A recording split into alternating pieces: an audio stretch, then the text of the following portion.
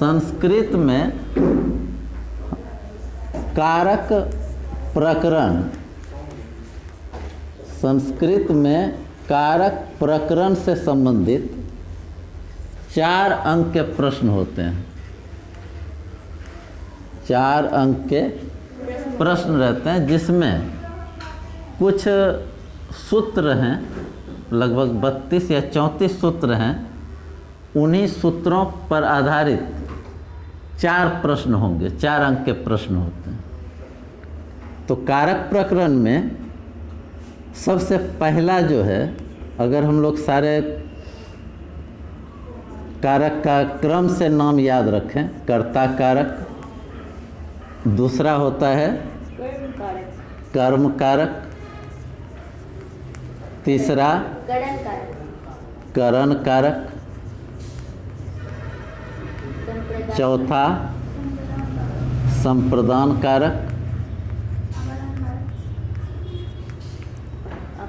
अपादान कारक, संबंध कारक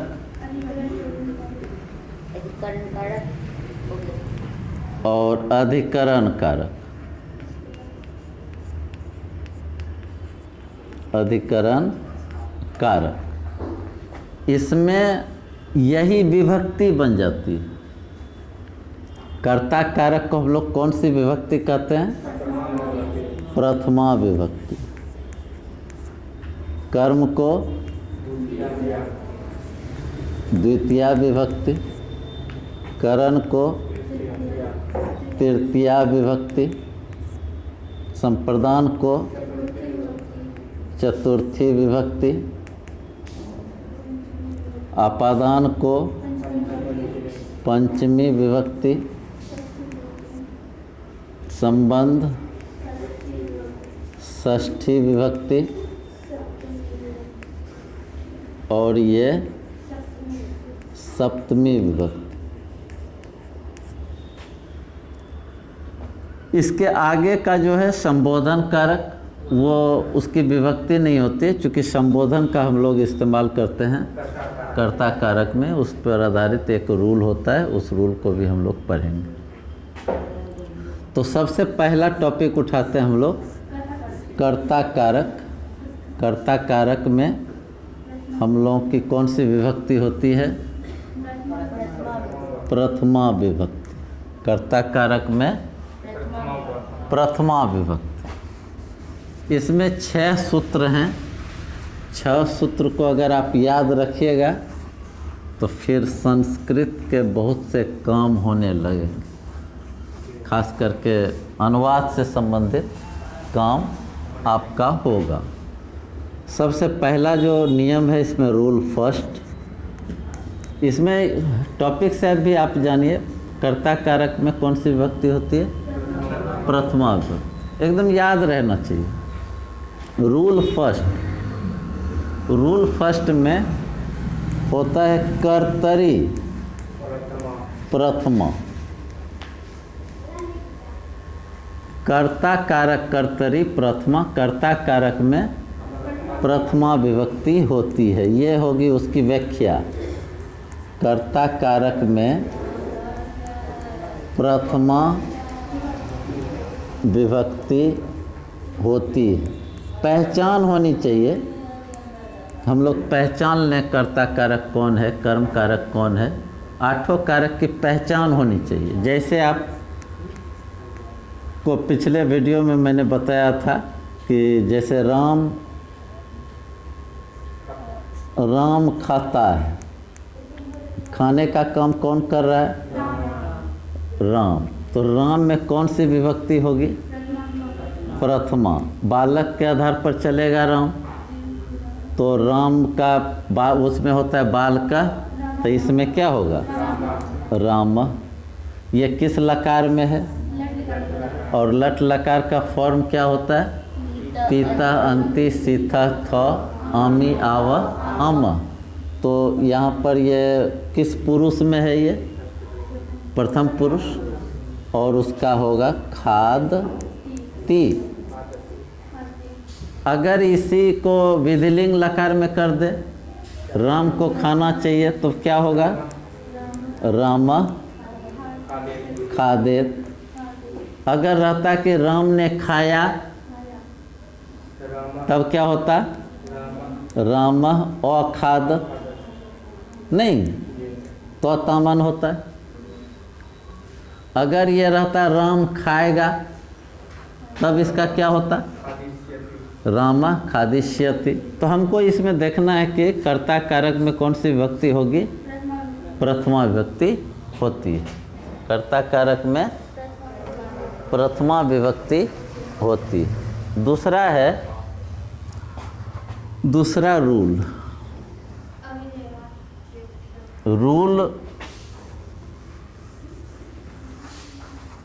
रूल 2 में अभिधेय,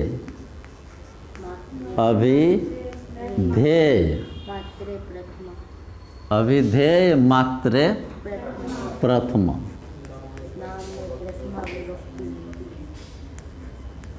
अभिधेय मात्रे प्रथमा। अभिधेय का मतलब नाम, किसी का भी नाम लिखेंगे उसमें कौन सी विभक्ति होगी?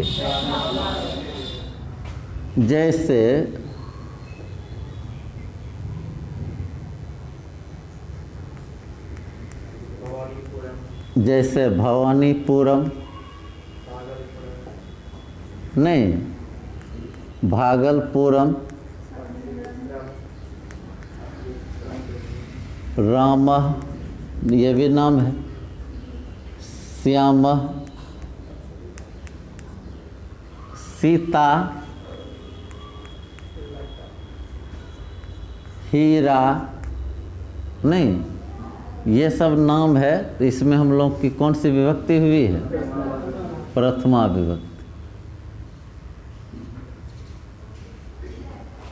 याद रहे कि हम लोग जितने गांव शहर के नाम लिखेंगे उसमें हम लोग भवानीपुरम, भागलपुरम, इस तरह दिल्ली नगरम, चेन्नई नगरम, मुंबई नगरम, पूर्णिया नगरम, तो इस तरह हम लोगों का होता है। और अगर आकारांत है, लास्ट में आ है और स्त्रीलिंग है तो इसका रूप चलता है लता के आधार पर। और लास्ट में अकारांत शब्द है। अकारांत शब्द का मतलब हुआ कि अ लास्ट में, अकारांत लास्ट में यहाँ अ है और अ ये क्या है? पुल्लिंग है, तो अकारांत पुल्लिंग एक हिसाब से चलता है।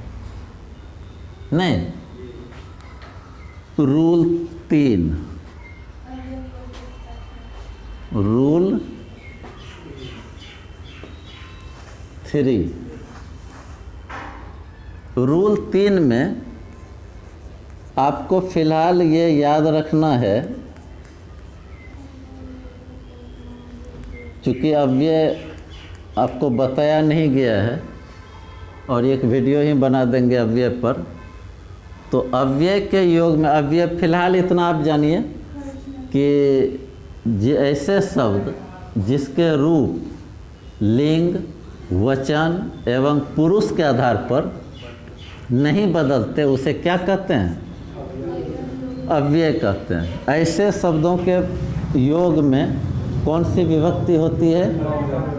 प्रथमा विभक्ति होती है। जैसे देखिए, जैसे अशोक इति राजा आसीत, इति राजा आसीत। अशोक प्राचीन राजा थे। अशोक प्राचीन, यहाँ इति का अर्थ है प्राचीन। इति का अर्थ और भी जगह, जैसे इति कथ्यते, ऐसा कहा जाता है, वहाँ पर इति का अर्थ हो जाएगा ऐसा। लेकिन यहाँ इति राजा आसित, यहाँ इति का अर्थ होगा प्राचीन। तो अब ये पर एक वीडियो बनाएंगे, वो आप फिर देख लीजिएगा, फिर वो क्लियर हो जाएगा। तो तीसरा रूल 4, रूल 4 में देखिए,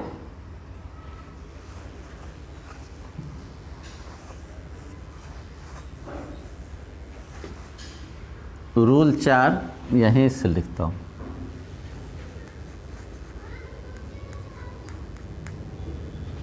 कौन सा है रूल 4?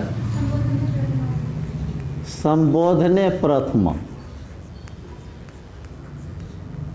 संबोधन कारक में प्रथमा विभक्ति होती है। संबोधन जिसको भी पुकारेंगे, हे राम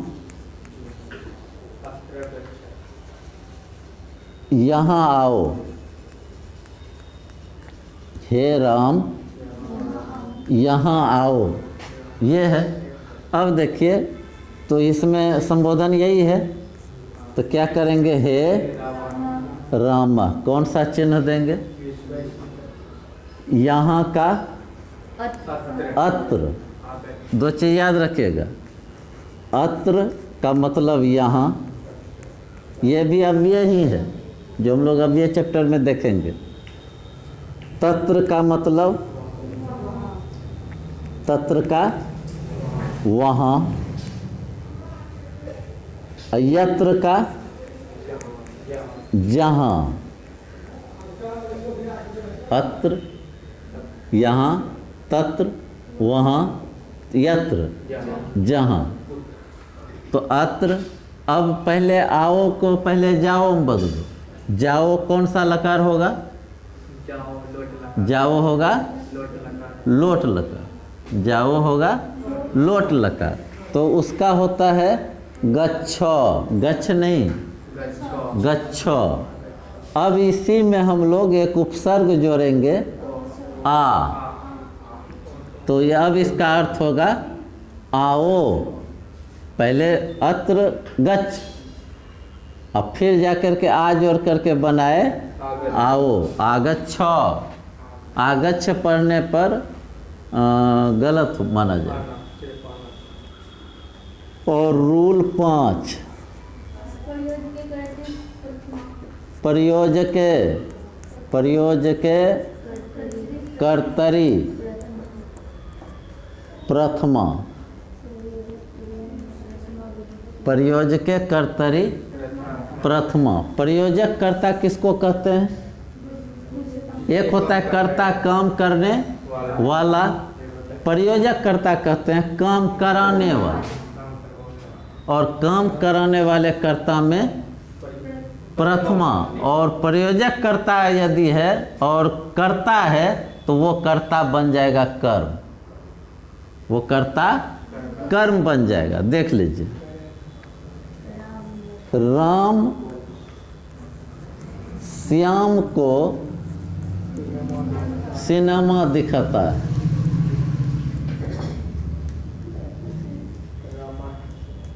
राम श्याम को सिनेमा दिखाता है। देखिए ये कर्ता होगा, प्रयोजक कर्ता होगा। इसको कौन कर्ता कहेंगे? प्रयोजक कर्ता। ये श्याम को दिखाता है, तो फिलहाल तो ये नियम के हिसाब से ये होता कर्ता। देखने का काम जो कर रहा है वो क्या कहलाएगा? कर्ता। और किस चीज को देख रहा है? सिनेमा को, तो ये होगा कर्म, ये भी होगा कर्म। और दिखाता है कौन सी क्रिया है? जी नहीं, दिखाता है ये है प्रेरणार्थक क्रिया। जब कर्ता किसी काम को स्वयं न कर किसी दूसरे से करवावे, तब उसको हम लोग कौन क्रिया कहेंगे? प्रेरणार्थक क्रिया। सठियाया क्या? उसे क्या कहेंगे? प्रेरणार्थक क्रिया। तो प्रेरणार्थक क्रिया को भी हम लोग देखेंगे, हिंदी व्याकरण में देखेंगे। जब क्रिया टॉपिक पर हम लोग काम करेंगे तो वो देखेंगे। तो ये देखिए, तो राम यहाँ क्या है? प्रयोजक कर्ता। और प्रयोजक कर्ता में कौन सी विभक्ति होती है? प्रथमा विभक्ति होती है। तो रामा होगा, होगा कि नहीं? श्याम को दिखाता है, फिलहाल तो ये कर्म है तो द्वितीया लगेगा श्यामम। उसके बाद सिनेमा को दिखाता है, सिनेमा की संस्कृत होती है चलचित्र, और उसको दिखाता है द्वितीया लगाएंगे चलचित्रम। दर्शयति। अब ये देखिए दर्शयति कैसे हो। दृश्य धातु है, इसका रूप चलता है पश्य पर। दृश्य धातु है, इसका रूप चलता है पश्य पर। और ये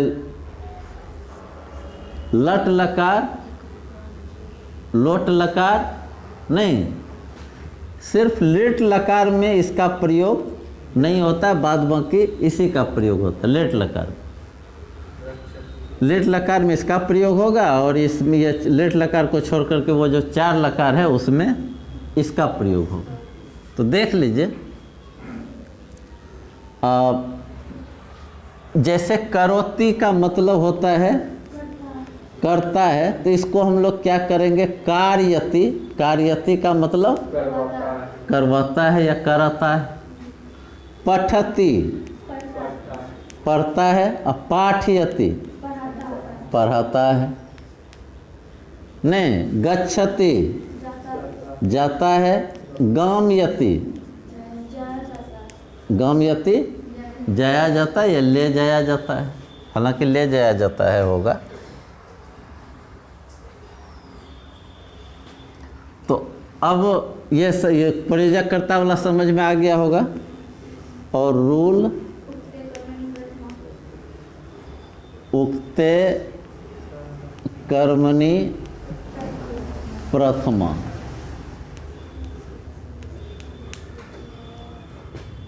वाच्य में हम लोगों ने 2 नियम पढ़े थे। हम लोगों ने देखा था 2 नियमों को। एक नियम था पहला, क्या वो कर्तरी वाच्य है, नहीं सॉरी, कर्तरी वाच्य है। तो कर्तरी वाच्य के कर्ता में प्रथमा नहीं, और कर्म में द्वितीया। और दूसरा पढ़े थे हम लोग ये कर्मवाच्य और भाववाच्य। इसके कर्ता में कौन होता है, तृतीया। और इसके कर्म में कौन सा होता है, प्रथमा होता है। हम लोगों को यहाँ जो है उक्ते कर्मणि प्रथमा, यही सूत्र है। जो रूल 2 पढ़े थे हम लोग वाच्य में, वही सूत्र है यहाँ कि कर्मवाच्य या भाववाच्य के कर्म में प्रथमा विभक्ति होती है। यही इसकी व्याख्या होगी। कर्मवाच्य या भाववाच्य के कर्म में कौन सी विभक्ति होती है, प्रथमा विभक्ति होती है। इसको देखिए, इसका वाक्य कैसा होगा, जैसे राम के द्वारा, आम पर बहुत ध्यान देता है, राम के द्वारा पुस्तक पढ़ी जाती है। ठीक है, राम के द्वारा पुस्तक। अब देखिए, ये हम लोग पढ़े थे, इसमें कर्मवाच्य के कर्ता में तृतीया। तो राम के द्वारा ये करता है, तो कर्ता में कौन विभक्ति, रामेन। पुस्तक चलता है फल आधार पर, तो फलम फले फलानी, तो ये क्या होगा, पुस्तकम। रामेन पुस्तकम। अब ये जो है पढ़ी जाती है, ये अपने पदे में इसका ते इत्यांते होता है। तो आप इसको क्या कीजिएगा, फिलहाल याद रखिए, रामेन पुस्तकम पठ्यते। अगर रहेगा कि सीता के द्वारा घर जाया जाता है, सीता के द्वारा घर जाया जाता है, तब इसका क्या होगा देखिए। तो सीता में लगेगा कौन सी विभक्ति, तो ये हो जाएगा सीतिया। कहाँ को जाया जाता है, ये भी चलेगा फल आधार पर, इसीलिए गिरह्यम हो रहा है, नहीं तो गिरह्या होता। सीतिया गिरह्यम गम्यते, गम्यते मना ले जाया जाता है, या फिर सीता के द्वारा घर जाया जाता है। तो ये रहा हमारा कर्ता कारक से संबंधित 6 नियम। और अगले वीडियो में हम लोग देखेंगे कर्म कारक, और कर्म कारक में भी हम लोग 5 नियमों को देखेंगे जो नेक्स्ट वीडियो में आपको मिल जाएगा।